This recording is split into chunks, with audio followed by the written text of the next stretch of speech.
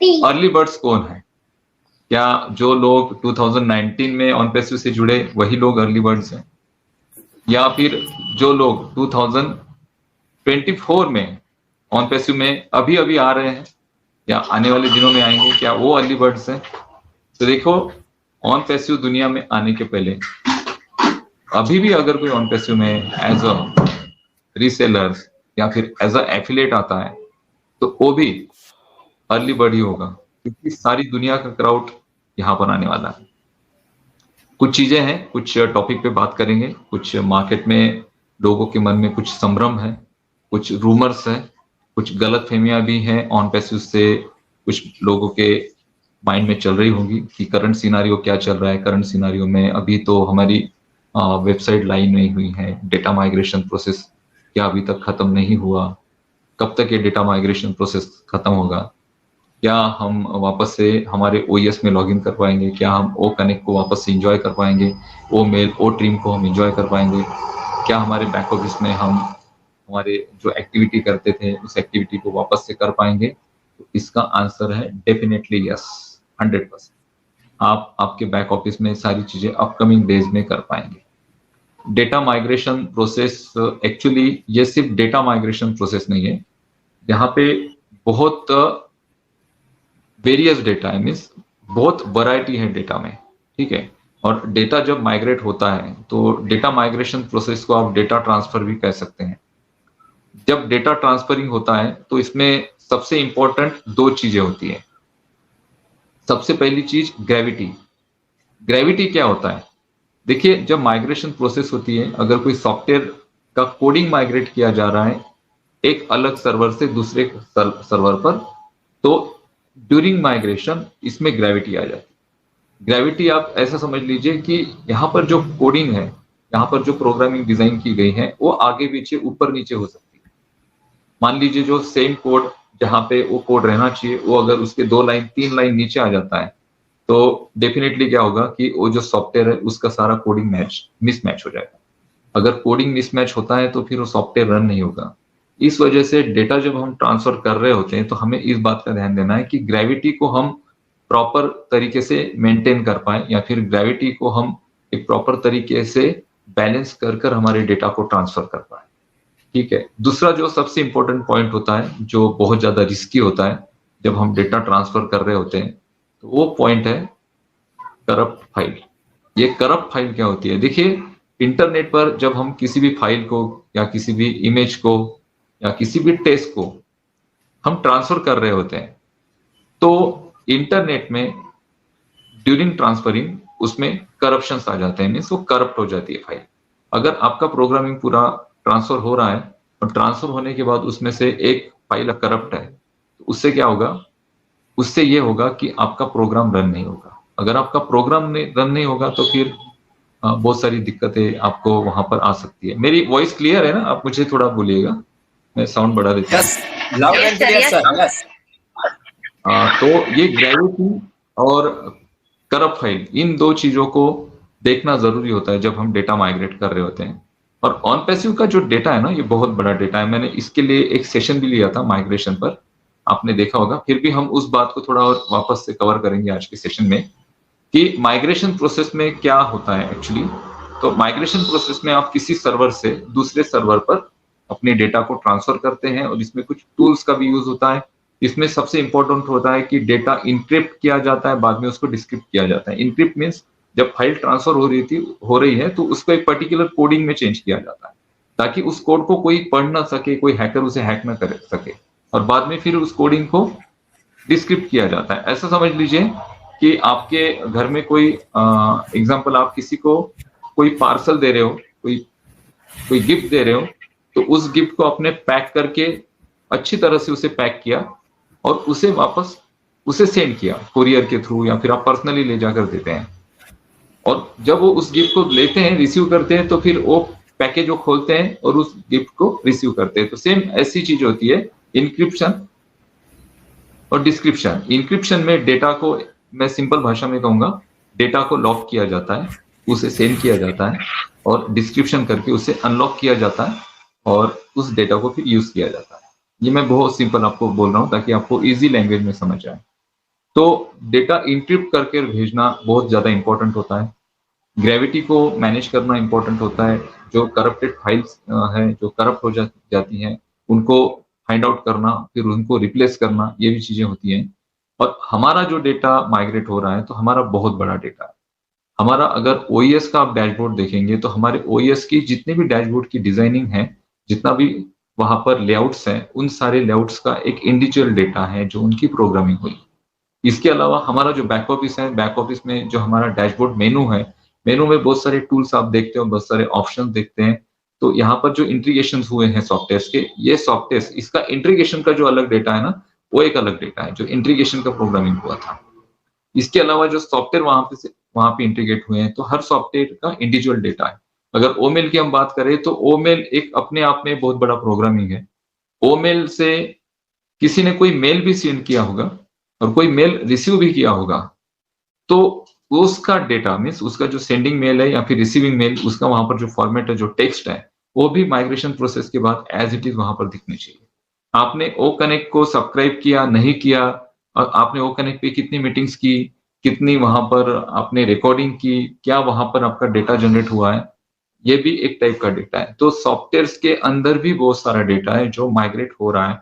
और data migration process थोड़ी slow होती है, क्योंकि इसमें बहुत सारी चीजें देखी जाती है। और ऑन पैसिव जैसी कंपनी जो बहुत बड़े एक क्राउड के साथ हो चल रही है, मीन्स आपके पास अगर देखा जाए तो 14 पॉइंट समथिंग लैक्स का तो क्राउड हमारे पास ऑलरेडी है।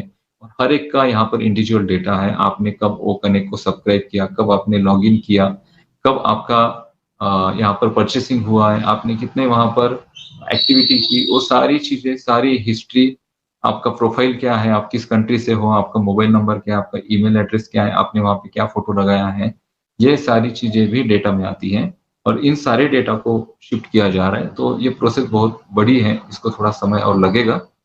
मे भी मुझे ऐसे लगता है कि अपकमिंग मंथ में ये डेटा माइग्रेशन की प्रोसेस कंप्लीट हो जाएगी, वेबसाइट हमारी लाइव हो जाएगी।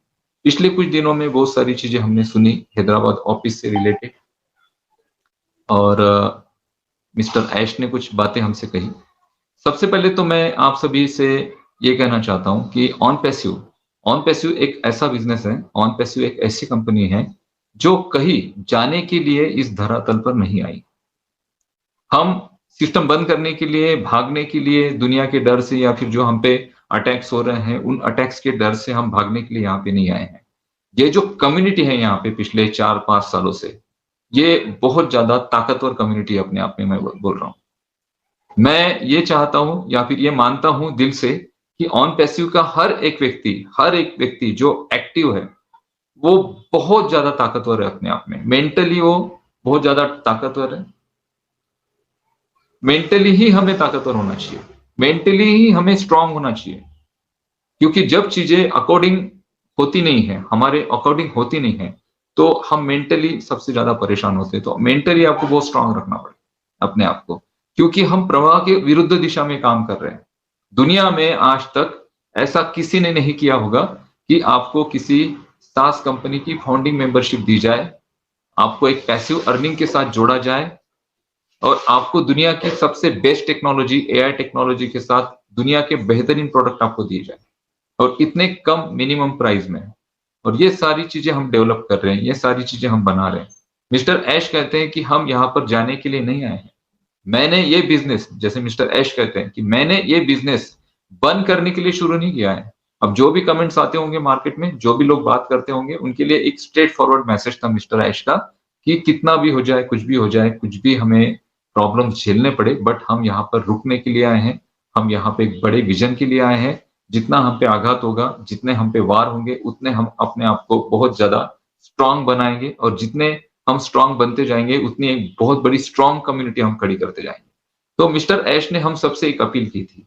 क्या अपील की थी? कि ये जो घड़ी है, आज की जो सिचुएशन है, पिछले 4 सालों से इतनी क्रिटिकल सिचुएशन या फिर इतनी चीप लेवल पे ऑन पैसिव के साथ किसी ने कुछ नहीं किया जो पिछले दिनों में हुआ।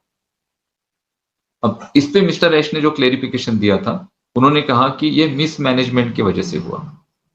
उन्होंने कहा 2019 से लेकर 2023, जब तक हमने ओ कनेक्ट के सब्सक्रिप्शंस को मार्केट में नहीं लाया, तब तक कंपनी अपनी सारी चीजें अपने खुद के रेवेन्यू से कर रही थी। फाउंडिंग मेंबरशिप का जो पैसा आया भी होगा तो वो उस पैसे को भी अगर पकड़ते और इसके अलावा कंपनी के अपने खुद के जो ओन इन्वेस्टमेंट्स थे, उसके थ्रू सारी चीजें चल रही थी। 2023 को हमने बहुत एक प्रॉपर प्लानिंग के साथ 1 सितंबर को ओ कनेक्ट लॉन्च किया और शुरू के 1 महीने में हमारे पास बहुत बड़ा रेवेन्यू आया, बहुत बड़ा अर्निंग आया। जो हमने एक्सपेक्ट नहीं किया था, उससे ज़्यादा रेवेन्यू हमारे पास आया, लेकिन वो हमारे पास सिर्फ 1 महीने के लिए आया और वो पूरा होल्ड हो गया। वो रेवेन्यू हमें नहीं मिला। इसके अलावा कुछ लोगों ने कार्ड से क्लोन कर दिए थे ट्रांज़ैक्शंस में, मीन्स कार्ड के क्लोनिंग करके ट्रांज़ैक्शंस कर दिए थे बांग्लादेश में। इसके वजह से हमारे जो अकाउंट्स है, उस अकाउंट्स को प्रोसेसर ने या फिर जो अथॉरिटी है, उन्होंने फ्रीज़ किया। तो उसके बाद हमें जो फंड्स चाहिए थे, वो फंड्स हमारे पूरे फ्रीज हो गए थे। और अभी जो सिचुएशन आप देख रहे हो, जैसे मिस्टर ऐश कहते हैं कि हैदराबाद ऑफिस में ये सारी चीजें हुई हैं, तो इससे कोई फर्क नहीं पड़ता है। मिस्टर ऐश ने कहा कि आज की जो सिचुएशन है, अभी जो सिचुएशन है, ये आज तक की सबसे कठिन सिचुएशन है ऑन पैसिव में, सबसे कठिन। और इस कठिन सिचुएशन में हम जितने ऑन पैसिवियंस हैं, जो अपने आप को हम एक फाउंडिंग मेंबर कहते हैं, हम एक प्राउड फाउंडर कहते हैं ऑन पैसिव के अपने आप को, तो यहाँ पर हम कितने कंपनी के साथ खड़े हैं, मिस्टर ऐश के साथ हम कितने खड़े हैं, कितने डेडिकेशन से हम आज भी ऑन पैसिव को उसी तरह उतने ही जोश से अपने दिल में रखते हैं, एक्सप्लेन करते हैं, उस पे सारी चीजें डिपेंड होंगी। और ये जो सिचुएशन है, अभी जो फिलहाल सिचुएशन हुई, जो चीजें हुई, इसको ऐश पूरी तरह से मैनेज करेंगे, प्रॉपर तरीके से मैनेज करेंगे। उन्होंने कहा कि अभी हम जो हमारी प्रायोरिटी है, जो हमें कुछ पेमेंट्स करने हैं, उसके लिए जो फंड्स की अरेंजमेंट है, उसका सारा अरेंजमेंट्स हो चुका है और वो अभी अपकमिंग है। मीन्स अभी तक वो अरेंजमेंट्स हुए भी होंगे और ऐश ने उस प्रॉब्लम को ओवरकम कर भी लिया होगा। मिस्टर ऐश ने एक बात और कही, उन्होंने कहा कि अभी जो हम रिबूट कर रहे हैं अपने आप को, ये पूरा सिस्टम रिबूट हो रहा है, पूरा सिस्टम। अभी हम लीगली, प्रोफेशनली और कमर्शियली सारी चीजें करेंगे और बहुत स्ट्रांग लेवल पे करेंगे। मिस्टर ऐश का स्वभाव ऐसा है कि वो भरोसा कर देते हैं लोगों पर इजीली, और जो मैनेजमेंट होता है, मैनेजमेंट अपने हिसाब से चलता है। आपने देखा होगा कि बहुत सारे बिजनेस में अगर मालिक सर पे बैठा नहीं होता है ना, तो लोग काम नहीं करते। अब ऐश का थोड़ा जो स्वभाव है बहुत सॉफ्ट हार्टेड है, इस वजह से ये चीजें हुई, लेकिन इससे कोई फर्क नहीं पड़ेगा। हम बहुत बड़ा रिबूट करेंगे, हम वापस से सारी चीजें करेंगे। मैं अगर पोटेंशियल की बात करूं, हमारे हर एक प्रोडक्ट के पोटेंशियल की बात करूं, तो आज मार्केट में हम ऐसा कोई प्रोडक्ट नहीं है कि उसको कंपेयर किया जाए। अगर ओ कनेक्ट की बात हम करते हैं, ओ ट्रैकर की करते हैं, ओ डीड की, ओ पीर की करते हैं, ओ स्टाफ की बात करते हैं, तो मार्केट में ऐसा कोई प्रोडक्ट नहीं जो इतने कम प्राइसेस में मार्केट को इतनी अच्छी सर्विसेज दे रहा है। देखिए, प्रोडक्ट नहीं है ऐसा हम बोल भी नहीं सकते, लेकिन हमारे जैसा नहीं। तो क्या उसके सिमिलर प्रोडक्ट नहीं है? मार्केट में है। मार्केट में बहुत सारे सिमिलर प्रोडक्ट है और बहुत सारे नए प्रोडक्ट आ भी रहे हैं।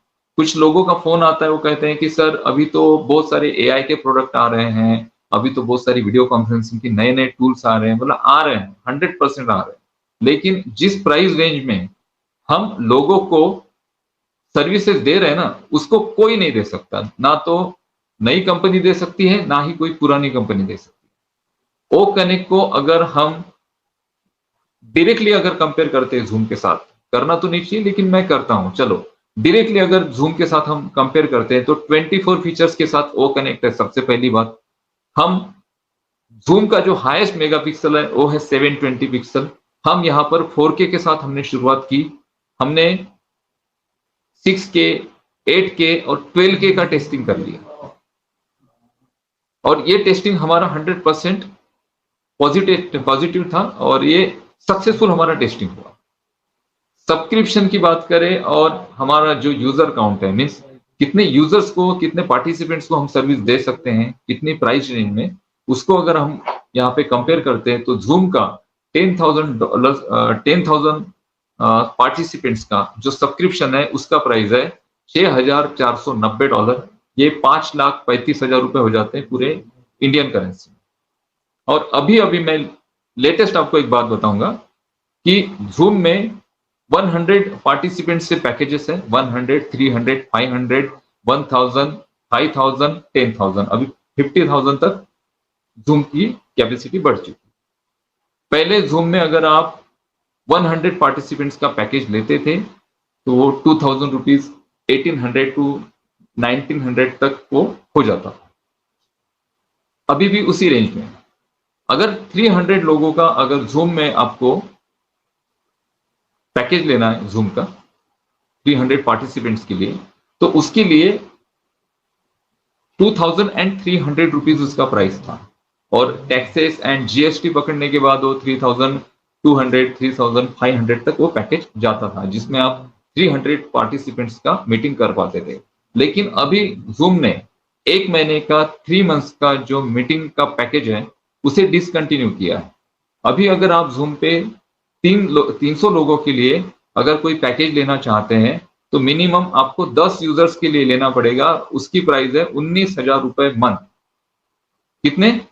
19,000 रुपीज पर मंथ 300 लोगों के लिए। और उसमें भी मंथली पेमेंट नहीं होता है, उसमें भी मंथली पेमेंट आप नहीं कर सकते हैं। उसमें भी आपको 1 ईयर का पूरा पैकेज लेना पड़ेगा 10 पार्टिसिपेंट्स के लिए, और 1 ईयर का जो प्राइस है वो है 1,90,000 रुपीज फॉर 300 पार्टिसिपेंट्स ओनली। अब आप इस बात को सोचो, आप इस पोटेंशियल को सोचो। बाकी सारे टूल्स साइड में रखो। अगर ऑन पैसिव अभी पूरे जोश के साथ अगर हम एक ही फोकस पेड प्रोडक्ट पे फोकस करें, ओ कनेक्ट पे, तो एक सिंगल ओ कनेक्ट ही मार्केट में इस तरह से छाने वाला है। अब अभी क्या होता है कि जब हमें बोल रहे हैं ना ये सारी चीजें, आज से 6 महीने पहले या 1 साल पहले भी हम बोलते थे। कई सारे लोगों को लग रहा होगा कि यार 1 साल पहले भी ये लोग यही बोलते थे, आज भी यही बोल रहे हैं। हम यहाँ पे अपना स्टार्ट कर चुके थे, सारी चीजें विथ प्लानिंग शुरू थी। लेकिन ऑन पैसिव मैं बोला आपको, और हमेशा बोलूंगा, आप भी लोग इस बात को अग्री करेंगे कि हम एक प्रवाह की विरुद्ध दिशा में जा रहे हैं। इस वजह से हमें बहुत ज्यादा कंपटीशन फेस करना पड़ रहा है, बहुत ज्यादा हमें अटैक झेलने पड़ रहे हैं, इंटरनल हमें अटैक झेलने पड़ रहे हैं। आयुष ने कहा कि ये चीजें क्यों ऐसी क्यों हुई, क्या रीजन है इसका? इसका रीजन है कि समय पे प्रोडक्टिविटी ना होना। अब इसके लिए पूरी मैनेजमेंट, जो मैनेजमेंट ऐश के अंडर थी और जो मैनेजमेंट रिपोर्ट कर रही थी मिस्टर ऐश को, उनके रिपोर्ट मिस्टर ऐश को सही नहीं गए। और उस मैनेजमेंट के अनप्रोफेशनल मैनेजमेंट की वजह से क्या हुआ कि जो प्रोडक्ट जिस समय पे बनने चाहिए थे वो अपने समय से बहुत ज्यादा डिले हुए। और बहुत ज्यादा अगर डिले हो जाते हैं तो उसकी रनिंग कॉस्ट बढ़ी, उसका प्राइस बढ़ा। अगर 1 महीने में या 3 महीने में कोई प्रोडक्ट बन रहा है तो 3 महीने की जो रनिंग कॉस्ट होती है, अगर सेम प्रोडक्ट को जो 3 महीने में बनना चाहिए उसको बनाने के लिए टेक्निकल टीम या फिर मैनेजमेंट टीम अगर पूरा 1 साल ले रही है तो आपका 9 मंथ का कॉस्टिंग बढ़ जाता है। 9 मंथ के कॉस्टिंग में बहुत बड़ा कॉस्टिंग होता है, और ये इफेक्ट करता है आपके फंड्स को। आपका जो बिजनेस पोर्टफोलियो है या फिर आपकी बिजनेस की जो रिजर्व फंड है जिसको आप यूज करते हैं अपने बिजनेस के लिए, उस पर अटैक करेगा, क्योंकि सारे बजट्स और सारे कैलकुलेशन लगे होते हैं। इसके बावजूद भी हमने सारी चीजें, हमने चलो डिले हुआ, चलो टेक्निकल टीम की वजह से कुछ चीजें हुई, फिर भी हमने इस प्रॉपर तरीके से इसे लॉन्च किया। और लॉन्च करने के बाद अभी आप जानते हैं कि ओ कनेक्ट का क्या पोटेंशियल है। आप ओ कनेक्ट पे मीटिंग करते हो तो आपका जो एक्सपीरियंस है ओ कनेक्ट का, वो मुझे नहीं लगता है कि किसी दूसरे अदर टूल में आपको मिलता होगा। जिस व्यक्ति ने एक बार ओ कनेक्ट यूज कर लिया वो किसी अदर टूल्स को यूज नहीं कर सकता। क्यों? क्योंकि ओ कनेक्ट की जो एक्सपीरियंस है बहुत ज्यादा यूजर फ्रेंडली है और बहुत ज्यादा इजी टू ऑपरेट है। बहुत ज्यादा आप इजीली सारी चीजें कर सकते हैं। जूम पे अगर आपको वीडियो चलाना है तो आपको स्पेशली ऑडियो के सेटिंग्स में चेंज करके उसका ऑडियो ऑन करना पड़ता है। यहाँ पे ऐसा कुछ नहीं है। आप यहाँ पे यूट्यूब पे जाइए, वहां से लिंक को कॉपी करिए, वो कनेक्ट पे पेस्ट कर दीजिए और प्ले कर दीजिए। ओवरऑल जो भी चीजें होगी अभी, इससे एक ही बात पता चलती है कि यहाँ पे अपकमिंग डेज में जो नया रिबूट आने वाला है वो बहुत ज्यादा प्रोफेशनल कमर्शियल होगा, और मिस्टर ऐश की स्ट्रैटेजी अभी चेंज हो चुकी होगी। मिस्टर ऐश का स्वभाव अभी चेंज हो चुका होगा। अभी वो मोर देन मोर प्रोफेशनल हो चुके होंगे। पहले मिस्टर ऐश को मैं देख रहा हूँ इतने सालों से, वो बहुत ज्यादा इमोशनल है। और मुझे कभी कभी लगता था कि अगर हम इतना बड़ा बिजनेस खड़ा कर रहे हैं तो इतने इमोशन से हमें हम उसे खड़ा नहीं रख सकते। हमें थोड़ा स्ट्रिक्ट होना पड़ेगा, हमें थोड़ा सा बहुत प्रैक्टिकल होना पड़ेगा। जो लोग काम कर रहे हैं या नहीं कर रहे, जो नहीं कर रहे उनको आउट करो, जो कर रहे हैं उनसे करवाओ। लेकिन मिस्टर ऐश का स्वभाव ऐसा है कि चलो भाई, सबको एडजस्ट वो करते हैं, और उसका ही परिणाम हुआ। अच्छे व्यक्ति के साथ, अच्छे लोगों के साथ, एक अच्छे विजन के साथ ये सारी चीजें हमेशा होती हैं। इसमें कोई पहली बात नहीं है कि ऐसा हुआ। बहुत बहुत कंपनीज के साथ, बड़ी बड़ी इंडस्ट्रीज के साथ ये होता है। आपके पर्सनल लाइफ में भी अगर आप बहुत ज्यादा अच्छे लेवल से कोई अच्छा काम कर रहे हो तो उसमें प्रॉब्लम्स क्रिएट करने वाले बहुत सारे लोग आपके आसपास होते हैं। लेकिन हम इन सारे लोगों को किस तरह से देखते हैं, हम क्या हमारे प्रॉब्लम्स को सिर्फ प्रॉब्लम्स समझते हैं या फिर प्रॉब्लम्स में हम अपॉर्चुनिटी को ढूंढते हैं, ये सारी चीजें हमारी खुद की सोच पे डिपेंड होती है। तो यहाँ पे एक ही चीज है जो हमें करनी है कि हम अपने आप को बहुत ज्यादा पॉजिटिव रखें अभी, और मिस्टर ऐश के सपोर्ट में हम खड़े रहे। उन्होंने एक ही बात कही, एक ही बात उन्होंने मांगी है हमसे। उन्होंने कहा कि मुझे भाई आप लोगों का मॉरल सपोर्ट चाहिए, मुझे ये लगना चाहिए कि आप सारे लोग मेरे साथ हो तो मैं दुनिया 100% यहाँ से जीत लूंगा। जो भी रिस्टार्ट हमें करना पड़ रहा है, जो भी रिवोट हमें करना पड़ रहा है, वो 100% मिस्टर ऐश करेंगे। मिस्टर ऐश जिन्होंने एक सिंपल एक आइडिया से इतने सारे लोगों को जोड़ा, दुनिया में ऑन पैसिव का डंका बजाया, और इस डंके को वो कायम रखेंगे। हाँ, कुछ हमें चीजें झेलनी पड़ रही है, इसकी वजह से हमारे ब्रांड पर, हमारे ब्रांड वैल्यू वैल्यू पर थोड़ा इफेक्ट हुआ है, बट इससे कोई फर्क नहीं पड़ता, क्योंकि हमारा जो मोटिव है वो अच्छा है। हमने गलत मोटिव से कुछ भी ना तो किया है और ना ही हम कर रहे हैं। हम एक बहुत सॉफ्ट और अच्छे मोटिव के साथ, एक अच्छे विजन के साथ हम आगे बढ़ते जा रहे हैं, और ये विजन जो है ये हमें डेफिनेटली विन करेगा। जो भी आपके प्रॉब्लम्स होंगे या फिर जो भी आपकी फिलहाल सिचुएशंस होगी, हम समझते हैं। तो अभी आप जो भी अपना काम कर रहे हो ना, उस पर फोकस करो, ठीक है। और साथ ही साथ ऑन पैसिव में उसी डेडिकेशन के साथ, उसी एक्टिविटी के साथ एक्टिव रहो जो एक्टिविटी आपकी पहले थी, ठीक है। तो यहाँ पे बहुत सारी चीजें डेफिनेटली चेंज होगी। हम ऑन पैसिव में हैं, हम जाने के लिए नहीं है, हम आगे बढ़ने के लिए है। हम आगे बढ़ते जाएंगे और हम दुनिया को दिखा देंगे कि ये जो लोग हैं ऑन पैसिव में, जो लोग हैं, ये बहुत कमाल के लोग हैं। ये अलग ही प्राणी हैं इस धरती पे।